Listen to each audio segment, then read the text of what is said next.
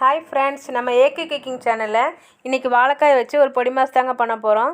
இது நம்ம வாழைக்காயில் தான் பண்ணோன்னே தெரியாது, அந்தளவுக்கு டேஸ்ட் சூப்பராக இருக்கும். வாங்க அதை எப்படி செய்யலான்னு பார்க்கலாம். எங்கள் பொண்ணு தேங்காய் பூ கேட்டிருந்தாங்க, வாங்கிட்டு வந்திருந்தேன். வாங்க அதை உடச்சி உள்ளே எப்படி இருக்குன்னு பார்க்கலாம். பூவு இது வந்து வாய்ப்புண்ணு வயிற்று புண்ணுக்கெலாம் ரொம்ப நல்லதுங்க. எதிர்ப்பு சக்தி இதில் கிடைக்குதுன்னு சொல்கிறாங்க. நீங்கள் எங்கேயாவது பார்த்தீங்கன்னா கண்டிப்பாக வாங்கி சாப்பிடுங்க.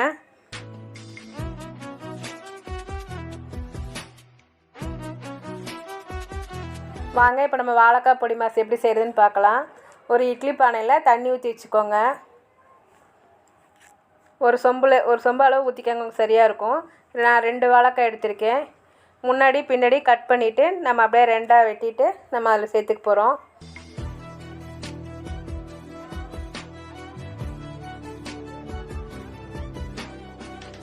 நம்ம சின்ன சின்னதாக கட் பண்ணி சேர்க்கும்போது நம்ம சீக்கிரமாக வெந்துடும்.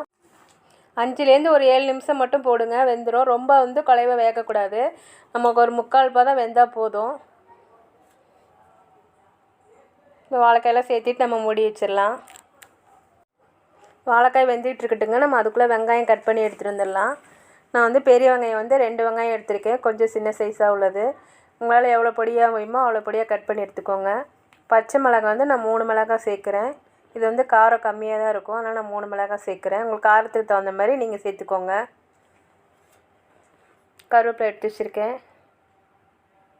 இப்போ பார்க்கலாம் நம்ம வாழைக்காய் வெந்துருச்சான்ட்டு. ஒரு கத்தியை வச்சு அப்படியே குத்தி பாருங்கள். கத்தி நல்லா நமக்கு உள்ளே இறங்குச்சுன்னா வெந்துருச்சுன்னு அர்த்தம். பாருங்கள், இப்போ காய் நல்லா வெந்துருச்சு. இப்போ நம்ம எடுத்து ஒரு பிளேட்டுக்கு மாற்றி வச்சிடலாம்.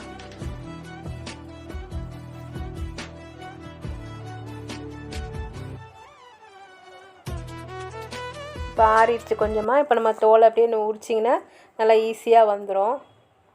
இது கொஞ்சம் நல்லா ஆறணுங்க. ஆறின விட்டு நம்ம சீவுனா தான் நமக்கு நல்லாயிருக்கும். இல்லாட்டி ஒரு மாதிரி கொலன்னு வந்துடும். கொஞ்சம் ஆறினோன்னே சீவிக்கோங்க.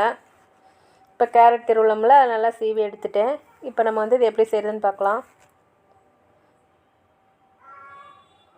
இப்போ ஒரு கடாய் அடுப்பில் வச்சு எண்ணெய் ஊற்றிக்கோங்க. கடுகு 1/2 ஸ்பூன் சேர்த்திருக்கேன். உளுந்தம்பருப்பு, கடலைப்பருப்புலாம் கொஞ்சம் நீங்கள் அதிகமாகவே சேர்த்திக்கோங்க. சாப்பிடும்போது அந்த ஒரு மாதிரி க்ரன்ச்சியாக வரும்போது டேஸ்ட் சூப்பராக இருக்கும். வெங்காயம் சேர்த்து நல்லா வதக்கிக்கலாம். வெங்காயம் வதங்கினது இப்போ நம்ம பச்சை மிளகாய் சேர்த்துக்கிறோங்க.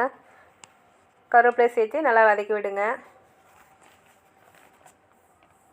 இப்போ நம்ம வாழைக்காய் வந்து துருவி வச்சுருக்கோம்ல, அதை வந்து சேர்த்திக்கலாம். அப்படியே உதிரி உதிரியாக வர மாதிரி அப்படியே போட்டுருங்க. தேவையான உப்பு சேர்த்துக்கலாம். இதுக்கு வந்து உப்பு வந்து கம்மியாக தாங்க தேவைப்படும், பார்த்து அளவாக சேர்த்துக்கோங்க.